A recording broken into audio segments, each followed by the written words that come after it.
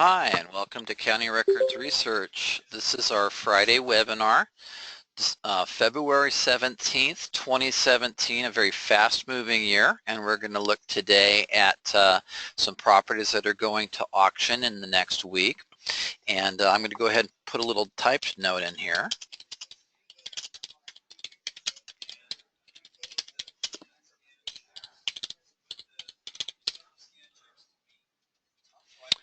And there we have. This is welcome to our Friday webinar, February 17th of 2017. I've activated the visual portion of our demonstration, and I'm going to go ahead and select the option to log into my account. Once you have your account, or if you already have one, the login option is right here in the center, right below our logo.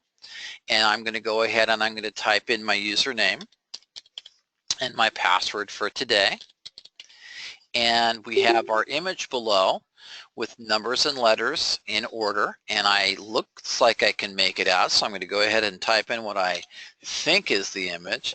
Sometimes they're not too clear, so if you can't make the image out, just click on the change image option and you'll be able to switch it over to something that's a little bit more easy to read. Now I'm going to hit submit, and lo and behold, I'm in. So now I've just logged into my account. Once we log into the website, we're going to be on our welcome page. This is our welcome page where we see all the county zones that I've subscribed to. And I've subscribed to all 5 states. So I've got California, Nevada, Arizona, Washington, and Oregon. These are the 2 newest additions to our family of states with all the counties listed. And I can search one county at a time or multiple counties within a state.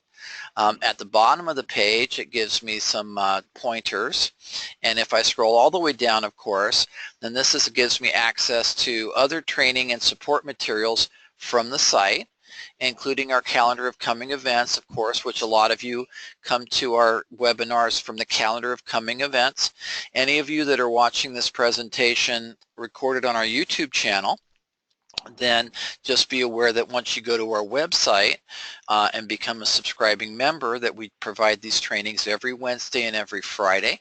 Wednesday we focus on the features of the site and how you use it, and then on Friday we go shopping. So today is our Friday presentation, so we're going to go shopping. So first of all, I'm going to select the option to property search. I can select this here at the bottom of the list of county zones, or I can go up top and select the property search option here. Once I've done that, it transports me to the next page, which is my property search screen. And again, if you're familiar with the site, you've seen this a bunch of times. If you haven't seen it before, then just be aware that when you use the service, this is where we go in as our interface to see what zones we want to pick for our research, and then to get more distinct in how we make our choices. Below my zone selection is my single property search option, and this is probably my favorite part of the site, is the ability to go into the County Records Research Archive and to research specific properties. The benefit of this is, let's say that I see a vacant house in an area as I'm traveling along doing my other things, and I decide I want to see if that property itself is in foreclosure. Then I can simply enter either the street number or the street name and see if I find a match. Now, also, it's a great solution if I'm tracking a property and I want to see if there are any previous records historically in our system, which goes back about 8 years as an archive, to see if there are other records in the system. And the main reason I do this is to see, first of all, are there more than one loan, or is there more than one loan foreclosing on the property? Because there can be multiple loans on a property. There could be multiple loans that are actively foreclosing at the same time. Also, I can have a property that has a historical record where they've been in foreclosure for a number of years. Now, 20 years ago, that wouldn't have been the case. Now it is. So you'll have properties that literally are on their way to auction today where the foreclosure was started 7 or 8 years ago, and they've gone through a sequence of notices. And so as we do our research today, we're going to see some properties that have an extensive history. We'll probably see some that have brand new notices, and they've only owned the property for a couple years. What we're seeing today is we're seeing a blend. We're seeing a brand new wave of foreclosures that are starting to come through the system where the loans are only a couple years old. We're starting to see older folks that have never been in default before that are going into foreclosure for reasons other than a voluntary default. People go into foreclosure because they cannot pay or because they will not pay, or they go into foreclosure because they have a reverse mortgage and then something happens, a family crisis. And then what happens is the lender forecloses on a reverse mortgage if the owner of the property either passes away or fails to upkeep their insurance or their taxes on the property. So as we explore different options and opportunities, we also get a better sense for what's going on with that particular property to let us know what we can do with it in order to get a deal. So now, my single property search is where I do further research on a known address, but I need to know the address before I get started. So now I'm going to scroll back up to the top and I'm going to select an area to search. I'm going to select Los Angeles County West. Okay, now to know what's in a certain area, I just put my cursor over the header for that area and I get a little dialog window that opens up with a little yellowish shade on it, so I see that it's different from the rest of the page. So this gives me a list of cities that are encapsulated within this zone. Now, LA, Los Angeles County, is the only county that we've broken into sections. Simply put, the volume in Los Angeles County of foreclosures is overwhelming. So we've broken it into 4 pieces to make it easier to figure out where we're at. So LA South is the South Bay, everything south of Los Angeles proper. And then you've got LA County North, which is the northern area, basically everything that's north of the 14 and 5 split. Then we've got LA County East, which is the San Gabriel Valley, everything pretty much from Pasadena and Glendale all the way down to Diamond Bar and everything in between, basically following the 60. But LA County West is Los Angeles, the Valley, and then the hills in between, and the whole west side. So LA County West has a preponderance of properties. You've got everything from apartment buildings to condos, commercial properties, single family homes, you name it, LA's got it. Okay, so LA County West has got a lot of area, and we've got a few different real estate clubs that like to use the service and promote the service that are also situated in the LA County West zone. So there's a lot of activity here. So I'm going to pick LA County West. Now, if I scroll down past the single search to my general property search, you'll notice that whenever I get to this section, notice a default will be selected. Now, notice a default is the first category in foreclosures. A lot of people call this pre-foreclosure. So they call it pre-foreclosure. It's kind of a misnomer, though, because the notice of default is the first document in the process of foreclosure. It is months ahead of the actual auction date because the auction date is not established until another 3 months has gone by, and then maybe even sometime after that. There's a 3-month waiting period or cooling off period in between the issuance of a default notice that says, hey, Mr. Smith, you've missed your payments, you're delinquent by this much as of this date. That's a notice of default. They'll always have an as of date. Let me give you an example. If I hit my search button, I get a list of notices of default, and I'm using Google Chrome for the benefit of the presentation. Notice I can go right up top and I can click the tab on the left, and that takes me back to my previous screen. Now, whenever we search notices of default, we're not going to go by auction date because there is none. Okay, a notice of default has no auction date. It simply has the date we post to our site, and we use that, we call that a listed date. So the search range the system automatically gives me when I search notices of default is February 3rd to February 17th. It's 2 weeks from 2 weeks ago in the past to today, because there will be no notices of default yet for next Tuesday because it hasn't happened yet. Okay, so we're looking at a time capsule that looks backward 2 weeks for notices of default. Now, if I go to upcoming trustee sales in a minute, then I'm going to see auction dates instead, and it's going to look forward because the assumption is that I want to look at properties that are on their way to auction in the future. Okay, now we're not going to look at Monday because Monday's a holiday, so there will be no auctions on Monday, but there will be auctions on Tuesday. So that's what I'm going to do, is I'm going to look at some auctions coming up on Tuesday. But before I do, I want to go back to these search results and show you what a notice of default looks like. First of all, this last 2 weeks worth of LA West records gives us a total of 206. Notice above the map, it says map reflects 0 to 20 of 206 records. So I've got 206 notices of default that were issued in the LA County West zone for that time frame. So notice it includes Los Angeles and the Valley. And over here on the west side, we've got one over here and looks like Agoura Hills. Sure, that's in Agoura Hills. Now, what I've got here is I've got the first 20 on my report. And if I want to see more than 20, I've got the option to include 40 or 60. I'm going to click on the 60. And there's now 60. So I've got now a property over in the Malibu area here on Canaan Doom Road. Oh, that sounds pleasant. So that's right by the water, Canaan Doom. Now it's got a large lot size and a large square footage. That looks like that's right on the ocean. So that might be an interesting one. Now notice if I put my cursor over the icon on the map that I can go ahead and I can select a property by clicking on the address within the little window. So we'll do that. So this is a property on Canaan Doom, and this is a notice of default record. Now, notice of default records are the least complicated record in our system. It shows me who the lender is. In this case, it's Bank of America. They're using a trustee service out of Irvine. That's the address here on Gillette Avenue. So B of A is the foreclosing lender. Now, if I scroll back up, this is a foreclosing second. Notice we put the red asterisk on the second. This is $1,090,000 from March of 04.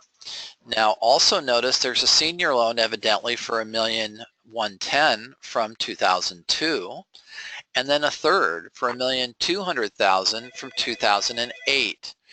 Now on that big map, it looked like this property was right next to the water. Obviously in this map it's not. Now for the map, I like to use the wheel on my mouse. If I'm using a tablet or a cell phone, then I can use these little magnifying glasses here. Okay, so I can use these little push buttons here if I'm using a tablet or a cell phone and I want to go ahead and zoom in and out and I don't have a wheel mouse. But since I've got the wheel mouse, I like to use that because that gives me a lot more control and I'm able to go in and out much more slowly. Now, it looks like what I've got here on the left-hand side is I've got the trustor, Kevin Brown DNPP Trust, and then I've got the owner as the Patricia and Pascucci Brown Trust. Okay, that's not an easy one to say. So what it looks like is I've got some a little bit of ambiguity into terms of who the trustor is versus the owner. It just looks to me like it's these Patricia Brown Trust, and that it's just worded differently, and there's abbreviations. So I'm going to guess that this is the same party. I would have to look at it a little bit more firmly if in fact I was concerned about it. I'm not. Okay, first of all, when it goes to foreclosure, what matters is the value of the property, the amount of the foreclosing loans, and what do I want to do with it. Now it looks to me like I got a property where they owe about $3.5 million or thereabouts. And it looks like according to our estimate of value it's worth about $2.6 million. It appears to be upside down. Okay, it appears to have no equity in the property. Now the loans themselves range from the most recent loan that's about 9 years old to being closer to 12 and 13 years old. So there could be an equity position in this property, but I doubt it. I think at best they're at break even. Now, if the foreclosing second did continue the process of foreclosure, the third is wiped out, and some equity might be created if, in fact, these two balances of the first and the second are less than the estimate of 2.59 or 2.6 million. I don't know. One of the first challenges that we have in discovering a deal is confirming whether or not the value of the property we show is real. Okay, it could be right on, it could be off. We have a link to Zillow to see what they think, so I'm going to see what they think, and it could be up, way up. Now, Zillow says this is a $7.5 million property. Okay, that's a big divergence. I have not seen a divergence that large that I can recall. Okay, so Zillow says this is a $7.5 million house. Wow, if that's the case, then there's a boatload of equity here, and hey, sounds like a deal. So first thing I'm going to do is I'm going to zoom in a little bit with my wheel on my mouse, and then I'm going to hit the bird's eye option. Okay, and there's our property. Okay, so it looks like the property is right off Canaan Doom Road, and obviously it's got this area of land. You've got some hardscape there. Actually, I think that's the drive. Okay, so it looks like you've just got a lot of greenery, and I don't see a pool or anything like that, so it looks pretty basic. Now it looks like there's a split here, and then this property is the property with the gray-blue roof, and then you've got this one property over here. So curious, as we look at this, notice how each of the houses seems to have a long private drive. This one's got a private drive over here, so I just wanted to see if there was any shared space with the necessary egress from one house to the other. Obviously not. So it looks like that we have, what the property that we saw in the image on Zillow. Very curious to find out what the true value is of this home. It looks like a gorgeous two-story ranch-style property. Got a couple of chimneys coming up, so looks very pleasant. And the question is, what's it worth? Okay, if this is a $7.5 million property, A, go make an offer. B, find out who owns these loans on the property and find out if they're all in delinquency. If, for instance, this place is worth $7 million, any one of these notes is a possible purchase from the lender. Although the foreclosing note is B of A, they won't sell you a note on a residential home that I've come across lately. They used to. So chances are I can't buy the first. It's the second, excuse me, that's foreclosing. Now, I'd be interested in finding out who owns the first and the third, okay? Now, obviously, the best deal for anybody in this position would be to see if they could get a hold of the first and buy that at a discount. If that's in delinquency and I could buy that first at a discount, then I, as a foreclosing lender, could wipe out the second and the third, okay? So for a buyout, I could do a junior lender buyout of the third if this place is really worth $7 million. If it's only worth the 2.5, then I probably wouldn't pursue that third. I'd probably pursue the first, knowing that the second's probably off the table. If all three of these are major institutional lenders, then chances are, since it's a single-family home, that I'm not going to be able to buy the notes. I would be more inclined to pursue making a direct offer to the homeowner. First of all, once I've set my value and know what I'm really willing to spend on it, I can make a standard offer and then discount below market whatever that price is. If this is a $7 million home, offer 5.5 or 6 or something like that. If this is a $2.5 million home, then maybe we offer 1.9. Okay, we set our price point based on what makes sense also for our business model. And if we go to make an offer and they tell us to go pound sand, or they don't respond, or we can't get through the front gate, which obviously they got a locked front gate here, and if they won't let me pass the front gate, how do I knock on the front door? I can't. Okay, so the other option is to send them a FedEx. I'll send them an offer in a way that they can receive it and still maintain their anonymity. And then if they're willing to respond to it, they do. If I get no response whatsoever, then what I'm going to end up doing is moving this along. Now we're getting okay, I'm going to have to go ahead and mute you guys. I'm getting some background noise there, so I apologize for that. If you do have any questions, go ahead and use the chat function to go ahead and type your questions in, because we're happy to answer your questions for you. Okay, so now looking at this property, if I wanted to follow this through to the auction, I look at the as of date, and I know for a fact that the as of date is January 27th.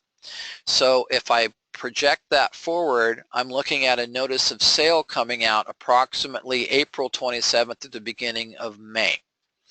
Okay, so what I could do then is if I wanted to pursue this particular property and look for the notice of sale, assuming that they're uncooperative, if I've tried all my other measures and I just can't make hay out of it, then let's say that I do this. I'm going to go ahead and go back to my search results and recognize that the property is right there at the end of the tip that's just west of Malibu. And I'm going to go back to my property search screen and I'm going to scroll down and I'm going to move this over, okay, and I'm going to zoom in a little bit.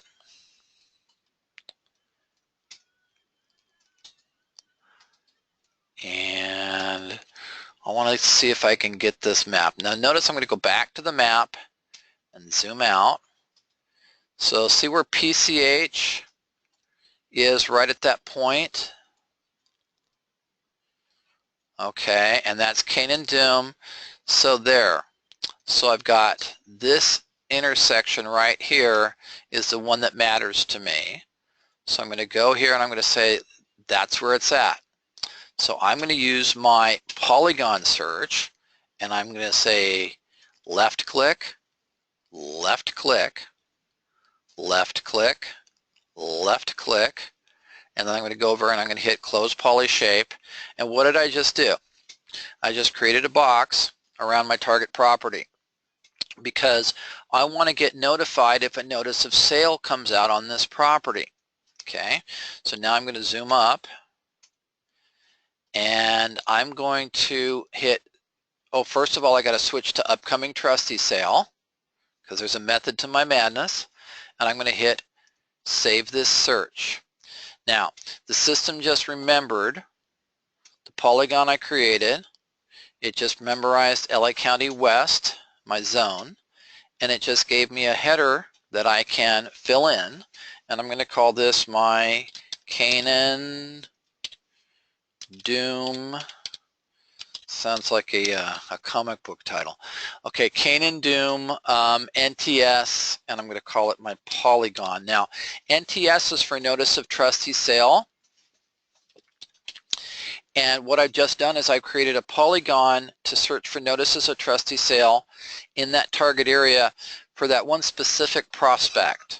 Okay, now I could have made that box much smaller, but for purposes of the demonstration, I want to show you how easy it is to just wrap a box around my target area. And I'm going to go ahead and hit save.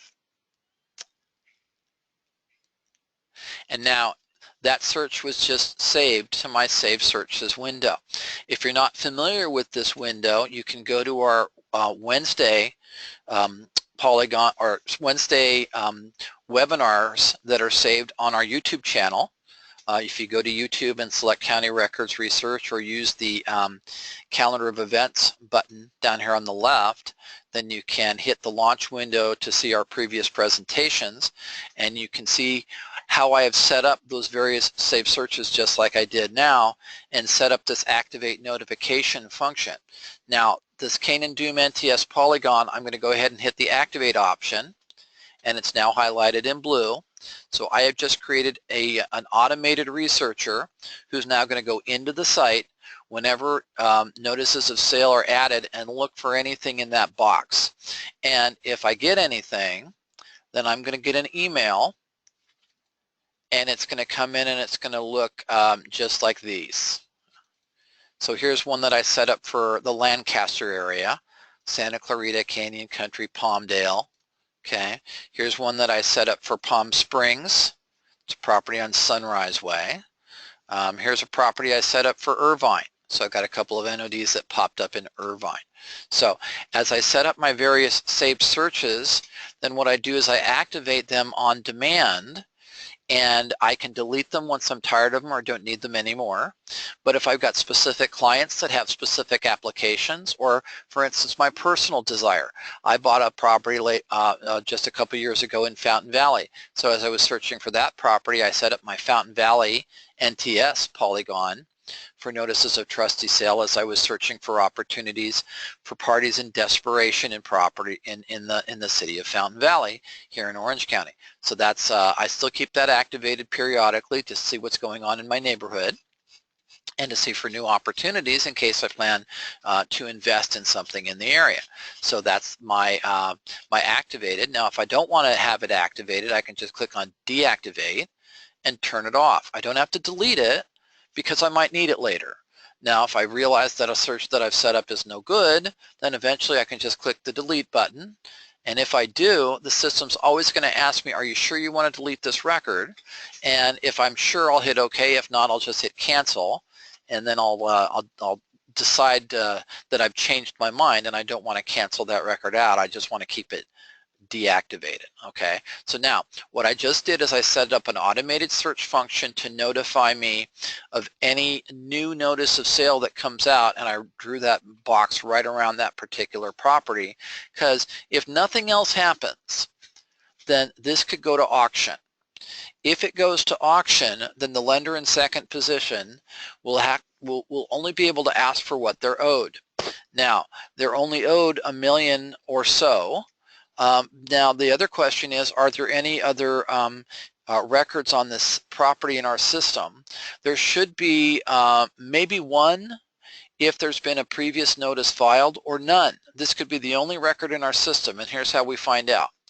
Below the map on the right is under property details is my APN, my assessor's parcel number. Now I'm going to left click and drag.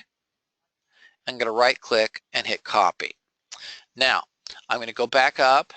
Now my tab on the far left is my main page tab.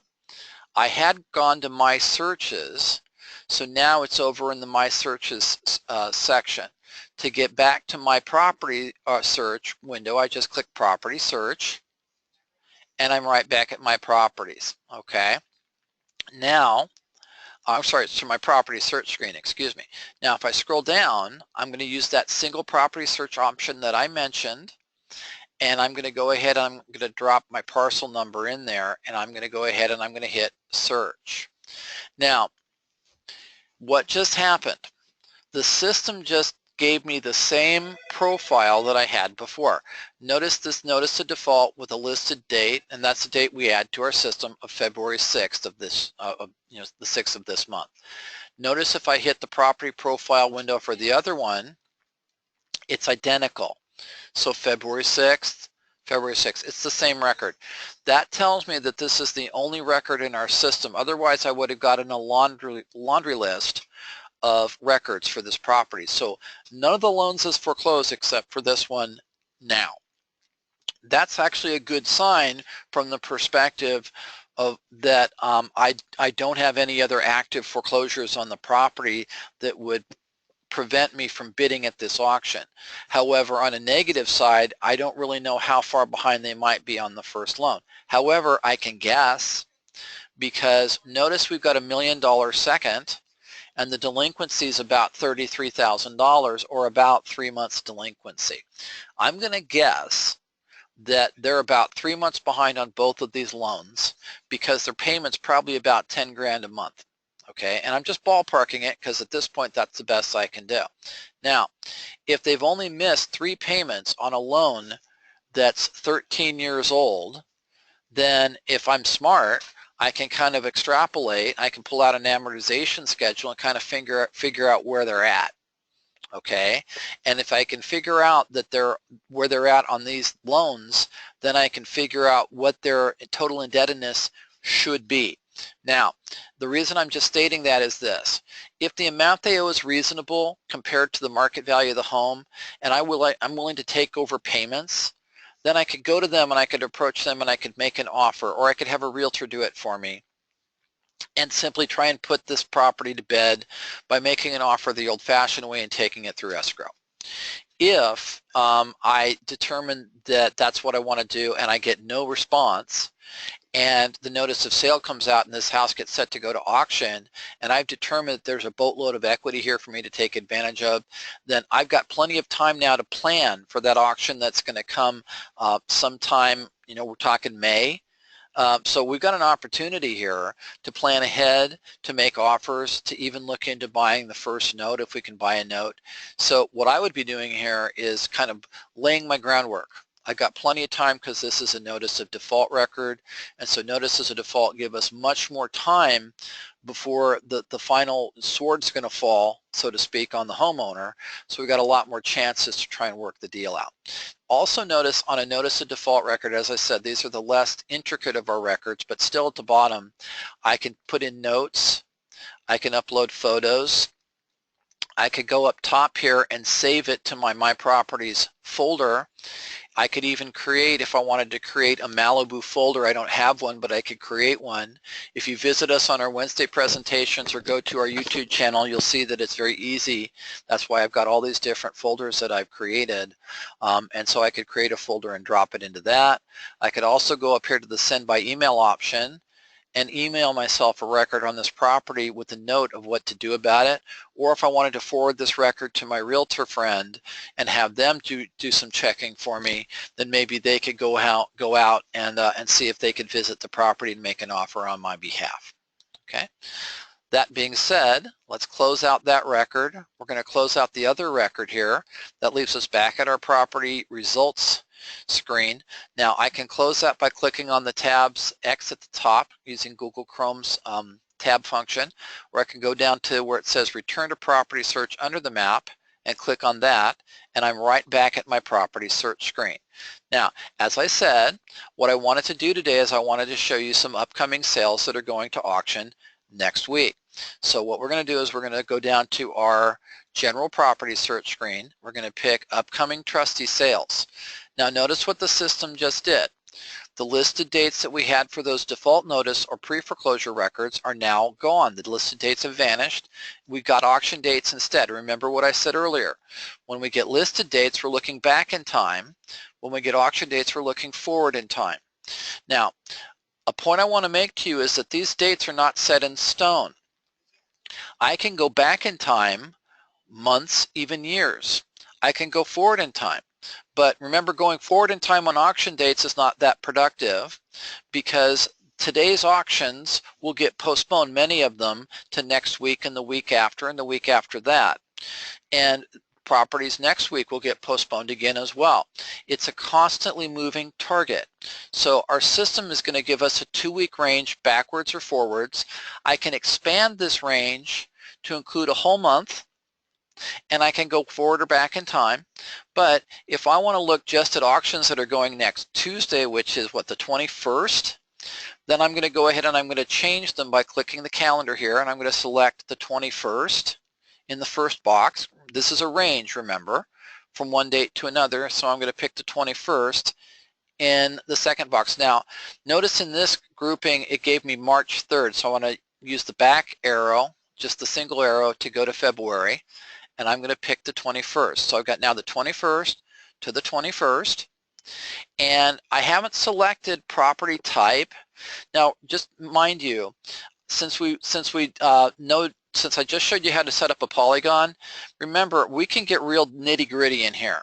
I could say I only want to see Beverly Hills if I wanted to, or I could take and make a polygon around this little funny shaped area here, with includes Hollywood and Beverly Hills and the hills up here, up around Skirball Center. I could do that if I wanted to. But what I want to do is I just want to pick what's going on Tuesday.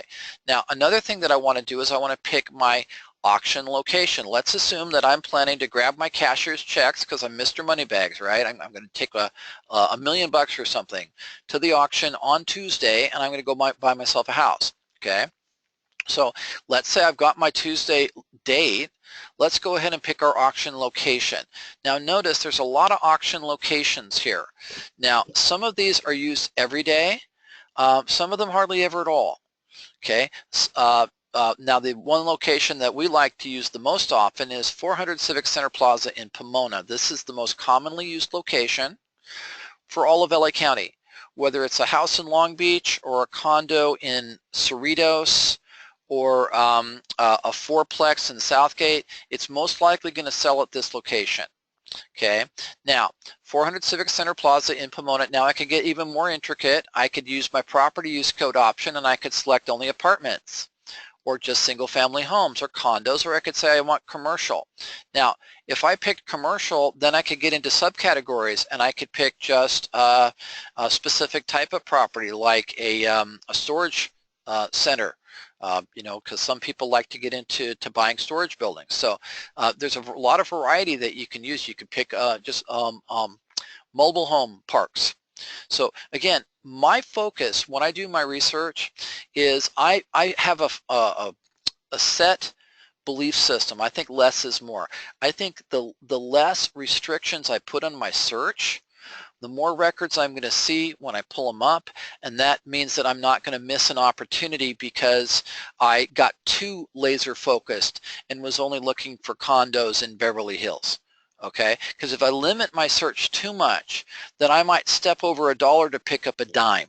Okay, and what I want to do is I want to make sure I see every option, and that way as I'm searching my opportunities, I might say, you know what, I would have never thought about buying that particular property, but I got to tell you, it makes sense, and I'll go after it. So I'm not going to type in cities. I could do that. I can do up to 3 cities over here on the right. I could do up to 3 zip codes over here on the right too. I could get real tight on my search and limit my results even further. But let's not do that. We picked one auction date and we picked the auction location. Now, one thing I am going to do is I'm going to say only active sales. Assume I'm going to go to the auction on Tuesday with cash in hand. I'm going to pick only active sales because I'm assuming that I'm going to go to that auction on Tuesday ready to buy something, and I'm going to go shopping this weekend. I'm going to go see properties this weekend to make sure that the house that I'm thinking about buying at the auction on Tuesday is really there. And I got to emphasize that the 2 main things you got to do is you got to go make sure the property is really there. Maybe even try to make an offer if you can. Secondly, have a price.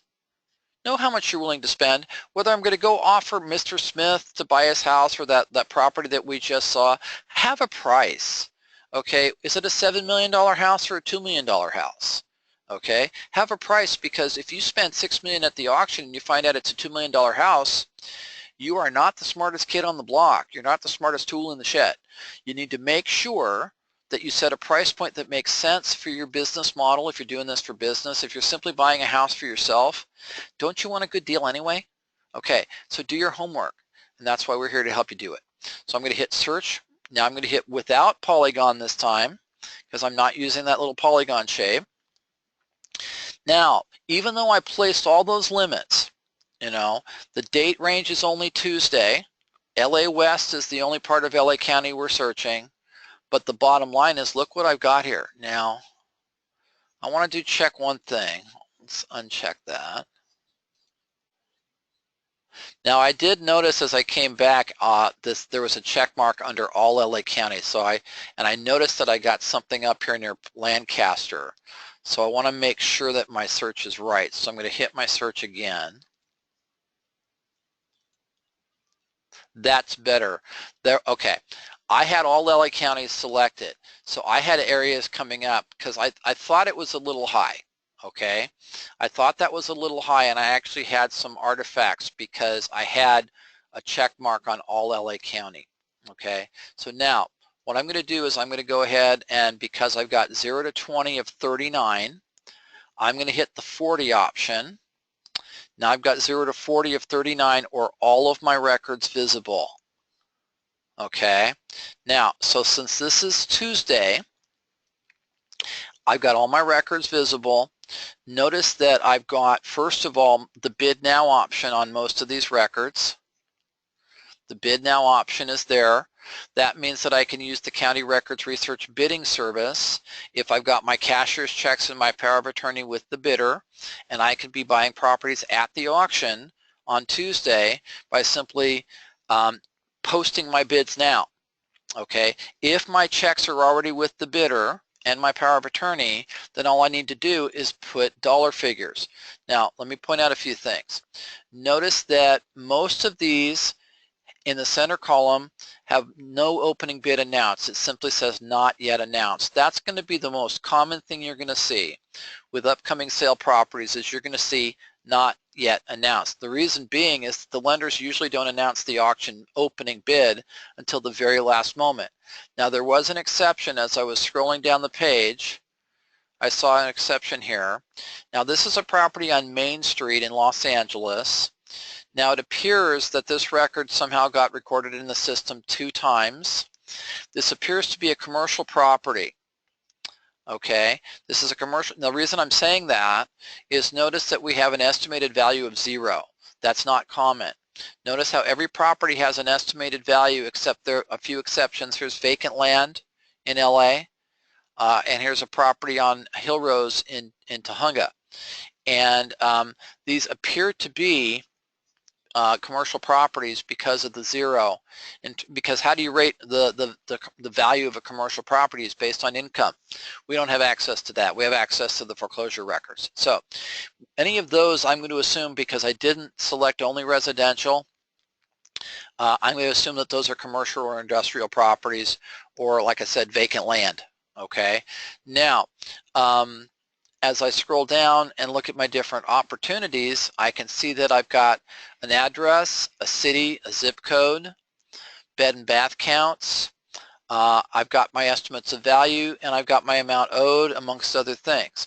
Now I've also got a senior junior loan column and a loan position column that lets me know which loan is foreclosing, and are there any other relative loans relative to that loan on the property. So now the very first record in my system, this looks like a property in Los Angeles on Avenue 33, and this looks like this is a 2-bedroom, 1-bath, 1,420 square feet on a 7,500 square foot lot. Now it looks like what I got here is a foreclosing first, and this is set to go to auction on Tuesday. The first has an amount owed of $705,684, and the market value that we're saying that this house has is about $723,000. Okay, now according to our senior junior loan column, we have a second of $82,500, and I do want to show you again how I'm reading this. Notice it says senior/junior loans. So our system is picking up that the $705,000 loan here, the amount owed is the foreclosing party. They're in first position. Then our system is also picking up a second of $82,500. Now, mind you, whenever we pick up the senior junior loans, we're identifying the amount borrowed at the time it was borrowed. So this is a figure that's frozen in time. The $705,000 is a more current figure for the foreclosing first. Now, is it possible that that loan was originally a smaller number, like $500,000? You bet. In fact, I'm going to hazard a guess and say I think that's what's going on here. And if that means that the first has grown, then I'm going to guess the second has grown as well. Now, I can already tell you just from eyeballing it, this one's upside down. There's no equity in this property, because if I was an investor trying to buy a house that's worth $723 that I could possibly flip for about $720 or $715, I'm not going to pay $705,000 for it. Now, I'm certainly not going to pay $800,000, which would be the $705 plus the $82. So in this particular case, I could make a short sale offer on this property before the auction if I tried to lock it into an escrow before it went to sale. Or I can know that if I go to auction, the odds are very high that the lender themselves are going to provide me equity by discounting at the auction. I'm going to predict that the lender at this auction is going to look at the numbers. They're going to get what's called a broker's price opinion, a BPO, and they're going to say, hold the phone, and we're going to discount this one for the auction. Okay, that's what I'm going to guess. So what I think is going to happen here is I think the lender is going to go ahead and discount it at the auction. I'm hazarding a guess, but let's look and investigate this one a little more. So I'm going to take my mouse cursor and I'm going to click on the address and open the profile. Wow, how was that for a guess? Now, I hadn't looked at this one before, right? But what did I say? What if the loan was originally about $500,000? Well, this loan was originally $440,000, and now they owe $705,000. So Valentine Perez, wow, it's Valentine's Day. Okay, so Valentine Perez bought this property in June of 2007, right before the market took a significant dive, and then said, you know, I don't like the fact that my house has lost value. I refuse to pay you. So his $440,000 loan from 2007 is now owed $705,000. Okay, so if his first has nearly doubled, what does that tell you about his second? That it's probably he probably owes that about 150. So I'm going to hazard a guess, and I'm going to say that this guy owes about 860 grand on this place. Okay, and I'm just ballparking that, but that's a good ballpark guess. Now, if the lender thinks it's worth about 723, that's a guess. Okay, that's an estimate of value. That's based on comps in the area. Now, does that mean that his little 2-bedroom, 1-bath that was built in 1912 is worth 723K? Maybe, but maybe not. Oops. Okay, now let's do this. I'm gonna, using my mouse, I'm gonna go into the map using the wheel, and I'm gonna zoom in. I'm gonna hit bird's eye, and let's see what we can see. Now I'm gonna also use this little curly arrow here. Okay, and so it looks like he's got this little bungalow house from 1912. Okay, so let's say that this is the place. It's, you know, it is what it is. Okay, is that really a $700 and something thousand property? Now I'm going to zoom out again. Let's see where he's at. He's in Glassell Park. He's off of San Fernando Road, and so he's in the Eagle Rock area. So, okay, this might be a nicer neighborhood. There's some gentrification in this area, so there could be possibilities here. But I guarantee you, since he's owned the place since 2007 and he hasn't made a payment in literally years, that chances are this place is not as pretty as it could be. Okay, and let's do something else, because I'm going to hazard a guess, and I'm going to say this looks like one of those records in our system where you're probably going to find that there are multiple records. So I'm going to copy the parcel number. I'm going to right click and select the copy option. I'm going up on top. I'm going to select my County Records Research tab. I'm going to scroll up to my single search, and I'm just going to drop this parcel where I dropped the last one and hit paste and hit search. Now, this is one of our, I call this my foreclosure rap sheet. This is the historical record in our archive for this particular foreclosure property. Now, whenever we use the single property search option, what we're doing is we're checking to see a few things on this particular property. Have there been any other foreclosing loans? And the answer is no. It looks like every time it's been the first foreclosing on every record. Okay. You'll also notice that there's two types of records in this layout. The ones at the bottom are always going to be notices of default, which is the pre-foreclosure or first stage of the foreclosure process. You'll notice that after that are our notice of sale records. Each of the notice of sale records has a certain telltale look. Notice that they have both an added date and an NTS sale date. The notice of default does not, because there's no sale date on a notice of default. If there was, it'd be called a notice of sale. Now, the notice of sale is going to have an added date and a sale date, and then that sale date in our system will be updated automatically as properties get postponed.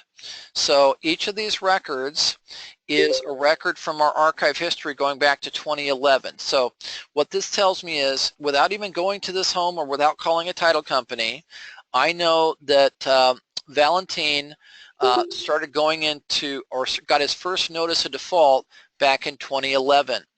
Okay, now if I open this profile, he was $179,000 in default, and this is important because you got to know how we're reading this stuff. He was $179,000 in default in October of 2011 before his lender ever did anything. Okay, so just because somebody doesn't have a notice of default in our system doesn't mean they're making their house payment. Okay, in fact, the number of people that are delinquent on their loans is probably much greater than anybody knows because the lenders are not taking action. Now this is Bank of America, but you notice the address underneath in Simi Valley, this is Countrywide. Countrywide was very, very, very lenient, and I'm using the lenient word nicely, about starting foreclosures on folks. $179,000 in arrears before they issued a notice of default? Really? Wow. So this guy hasn't made a payment in a long time because his payments are probably about $4,000 a month. And you got to ask yourself, in October of 2011, he was 179K in arrears. So how many years had he missed payments before they even took action? Okay, now, so we know this guy. He's going to stay here until he absolutely, positively has to leave overnight. Okay, he's not leaving of his own volition. He's got to get dragged out because he's been living for free so long he doesn't know any other lifestyle. Okay, now this house has to go to auction. So looking at the notice of default record from 2011, we see that they issued then a notice of sale in 2012. And at that time, on that first, he owed 546. Remember, it started out being 440. So they issued the notice, but they waited until February to issue their notice of sale, and they postponed because the original sale date was probably in March. Okay, they postponed until October, and then I'm guaranteeing you they canceled. And then they did nothing for 2 years. And then they issued another notice of default, and that's this one. Okay, and now at this point, his delinquency was $337,000.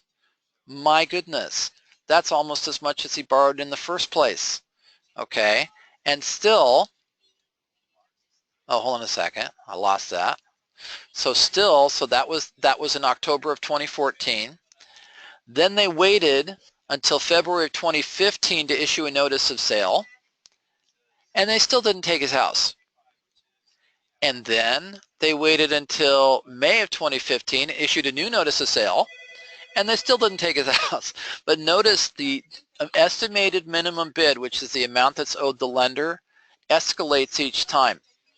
Okay, so this gives us a whole historical record of this property. Okay, so this guy's loan, we can see how it just went bing, bing, bing up the scale, and now he owed about $705,000 on this most recent record, the one that just came out, where he owes $705,000. So we know the history. Okay, you could go make this guy an offer. He'll ignore you. He'll laugh. Ha ha ha ha. I live for free. Okay, and if you made him an offer, let's say the house really is worth $700,000 or so. Okay, as an investor, I'm not going to pay more than $6. Okay, let's see what Zillow says. Okay, that's what I was going to say. Look at this.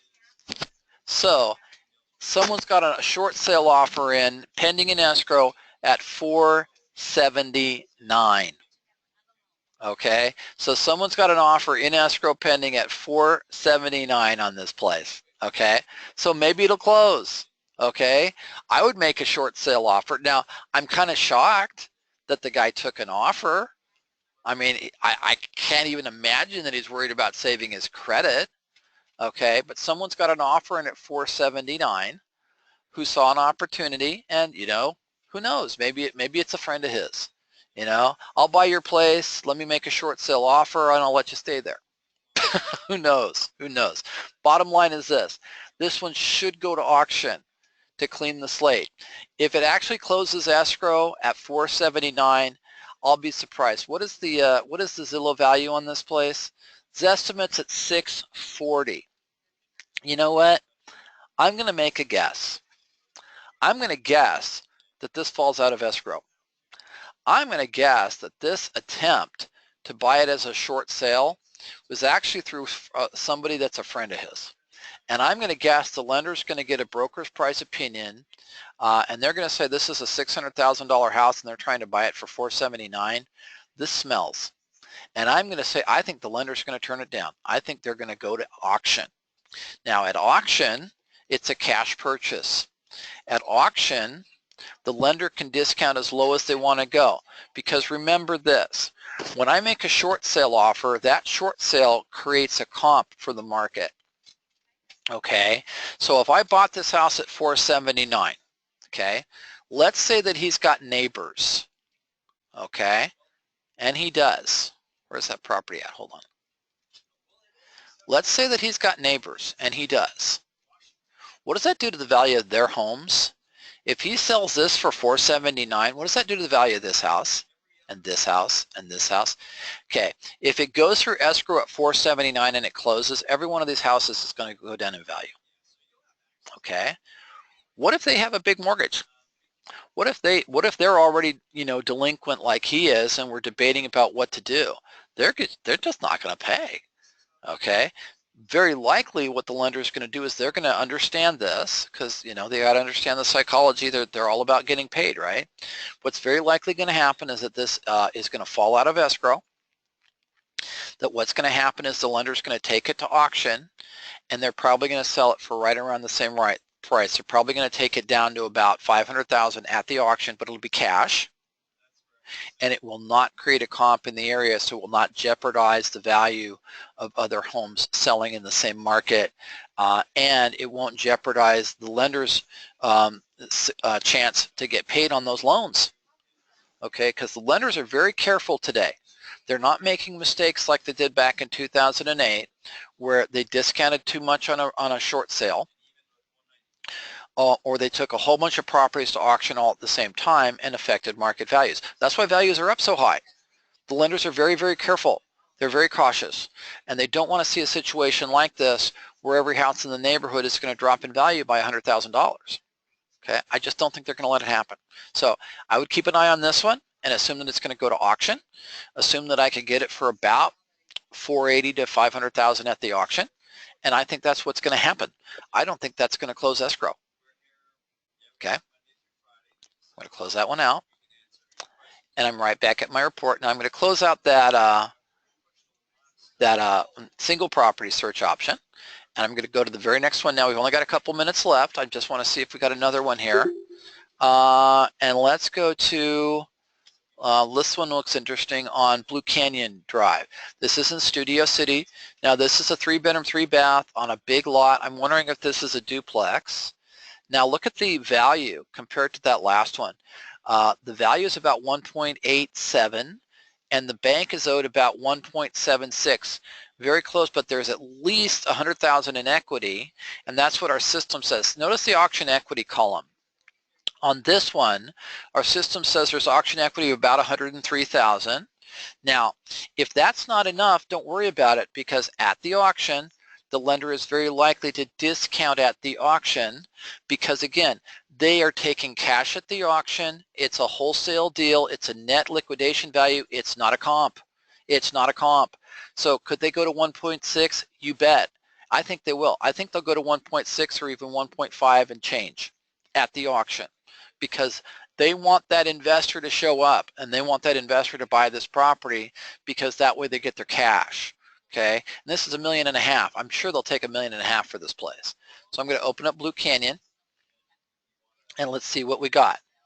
So we've got the Ali Kabiri Trust is the owner, and the trustor is Ali Kabiri. So Ali put the property in the name of a trust. Okay, we've got a loan from 2005 and a very similar circumstance. We've got a $1.1 million first that's now owed almost 1.8. Okay, so got a lender that's been not paid for years. Okay, because it's gone up 620 grand. Okay, that's 620 grand in arrears. This guy has been doing this for a long time, same as that last guy. Okay, now as you scroll down, this is a 3-bedroom, 3-bath. Looks like it's a single family home built in 26. It's probably a beautiful house. Let's take a look. Okay, because we're running short on time, but we want to look at at least one more property before we go.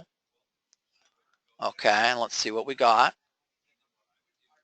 Okay, now sometimes as you do this, you'll have difficulty recognizing which property it is.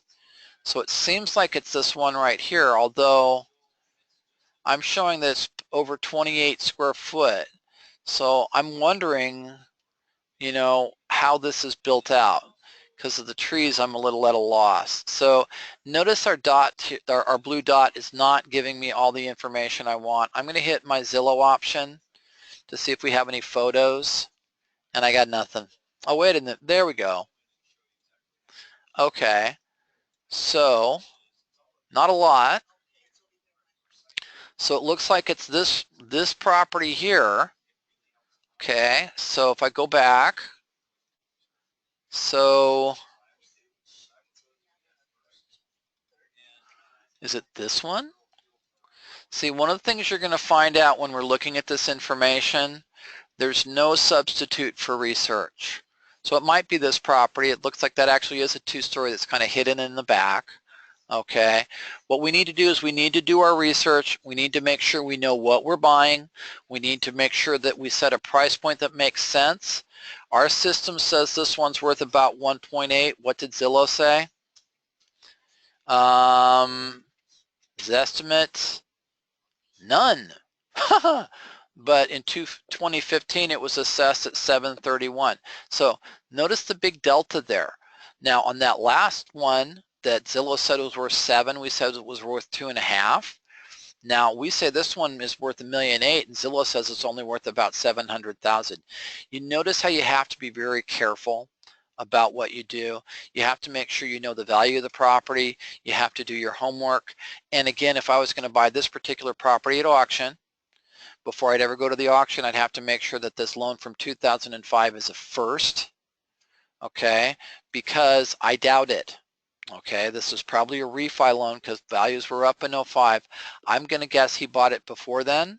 He cashed out, and then he didn't make payments for a very long time, so he took money out of the property. And before I ever buy it at auction, I would make sure that this is a first and I've not got any senior debt ahead of it. If I was going to make an offer, I'm not so concerned because I'd make my offer to Mr. Kabiri, and then I'd go through an escrow, and if anything happens in the process of the escrow I don't like, then I'll just back out and walk away from the deal. This has been Bob with County Records Research. Thank you so much for joining us today on February 17th, 2017. This has been our deal building webinar. Look for additional webinars just like this one on our YouTube channel. Go to youtube.com and look for County Records Research. Join us again next week on Wednesday. We'll teach you how to use the website, and on Friday we'll look at some more properties.